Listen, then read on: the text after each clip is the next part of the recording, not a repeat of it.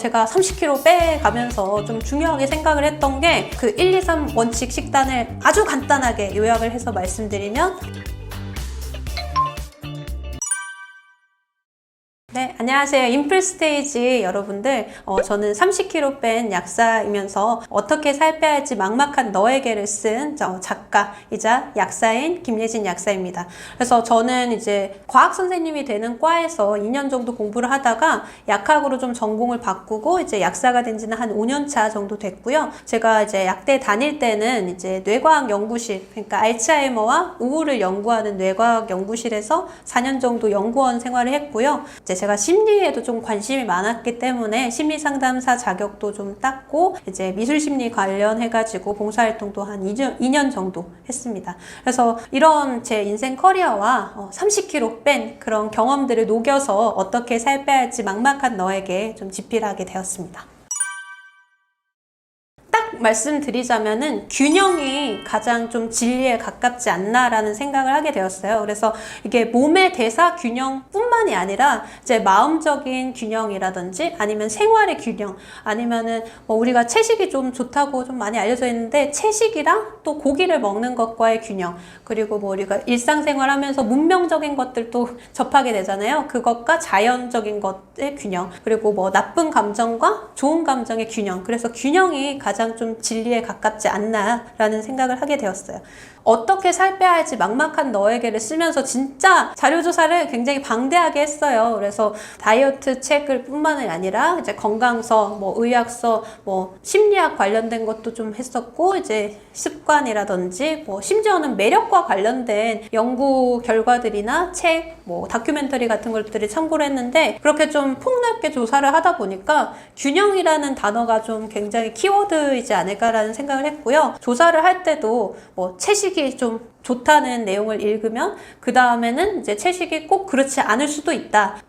가공식품이나 이제 의약품, 이제 식품 첨가물들이 너무 몸에 안 좋을 것이다 라는 내용을 보면은 또 그렇지 않을 수 있다라는 내용을 이렇게 좀 번갈아 가면서 좀 치우치지 않게 좀 자료 조사를 하려고 했는데요. 그래서 이렇게 좀 폭넓게 조사를 하다 보니까 결국에는 무조건 좋고 무조건 나쁘고 이런 게 좀 없다는 생각을 좀 하게 되었어요. 그래서 우리가 좀 일반적으로 알려지기를 좀 좋다고만 알려져 있는 것들조차도 좀 그런 경향이 있더라고요. 그래서 무엇이 됐든 좀 밸런스, 균형이 가장 좀 중요하다고 생각을 하게 되었습니다.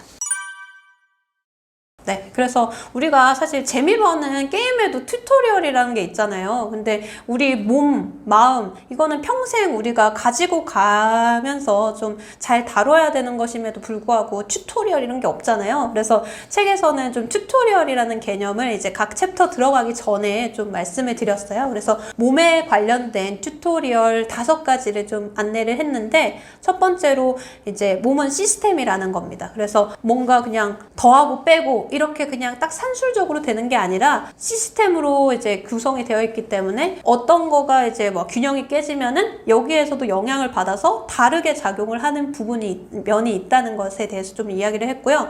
두 번째로는 이제 항상성을 유지하려는 성질이 있다는 것을 좀 말씀을 드렸어요. 그래서 항상성이란 게 어려운 게 아니라 그냥 비슷한 상태를 좀 유지하려는 경향이 있다는 거예요. 그래서 몸은 이제 잘 살아남고 앞으로도 잘 살아남을 거라는 그런 확신, 그런 조절감을 좀 중요하게 생각을 하기 때문에 항상성을 유지를 하려고 하고요. 그럼 이 시스템이 항상성을 유지를 하기 위해서는 뭔가 소통이 돼야 되잖아요. 그래서 세 번째로 소통을 통해서 이제 항상성을 유지를 하는데, 그 좀 중요한, 특히 살 빼는데 좀 중요할 수 있는 소통 요소가 호르몬이라는 것에 대해서 좀 자세하게 다뤘어요. 그리고 네 번째로는 우리가 살 빼려고 하는 거, 다이어트에 대한 정의를 좀 새로 명확하게 좀 하는 부분이 있었는데, 그래서 체지방은 최대한 꺼내서 쓰고 있는 근육들은 최대한 지키려는 그런 거가 우리가 하려는 다이어트의 정의이다라는 내용을 다뤘고, 5번째로 우리 몸의 장기들이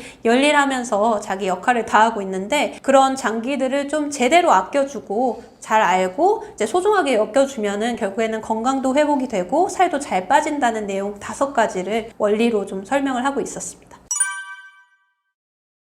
그래서 칼로리는 사실 에너지의 단위는 맞아요. 근데 아까 전에도 말씀드렸듯이 몸에서는 신호에 따라서 에너지원을 꺼내 쓰기도 하고 저장하기도 하는 그런 신호에 따라서 움직이는데, 칼로리만 놓고 봤을 때는 그런 내용이 아무것도 반영되어 있지가 않아요. 그래서 칼로리 계산보다 더 중요한 건 몸에서 그 먹은 음식들이 어떤 신호를 만들어내고 어떻게 좀 조절되는지에 대해서 정확하게 이해를 하고 그것을 좀 컨트롤하는 게 더 중요하다는 말씀을 드렸습니다.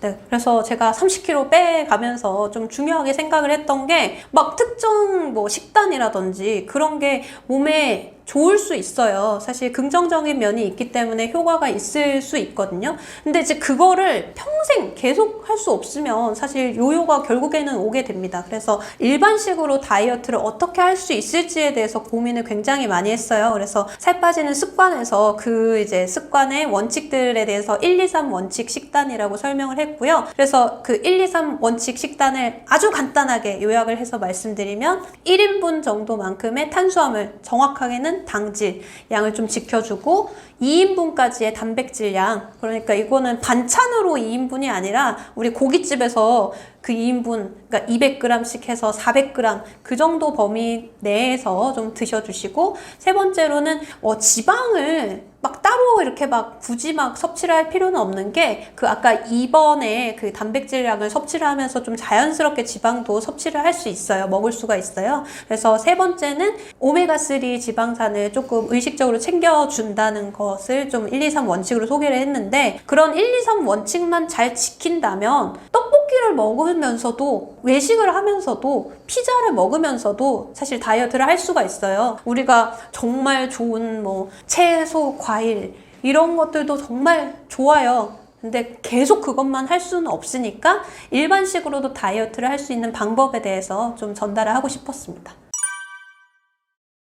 가장 중요한 거는 어쨌든 양을 무한정 드실 수는 없어요. 양을 무한정 먹을 수는 없어서 그 1번이 가장 지키기가 어렵습니다. 그래서 1번을 좀 더 풀어서 설명을 하면은, 그 1, 2, 3 원칙의 1번이 밥빵 면떡을 하루 동안 그 1인분 정도 범위로 드시면은 이거는 다이어트가 진짜 좀 빠르게 잘 되고요. 이걸 해보면 아시겠지만 갑자기 이렇게 하려고 하면 진짜 힘듭니다. 그래서 2인분 정도까지도 인슐린, 저장하기 모드 호르몬을 많이 켜지는 않는다고 제가 조사를 확인을 했어요. 그래서 타협을 봐서 그냥 식사를 만약에 3끼를 한다고 치면, 그 식사를 하시는 거에 밥빵 면떡을 반절 정도 먹으면은 총 먹는 양이 한 끼 반 정도 분량이잖아요.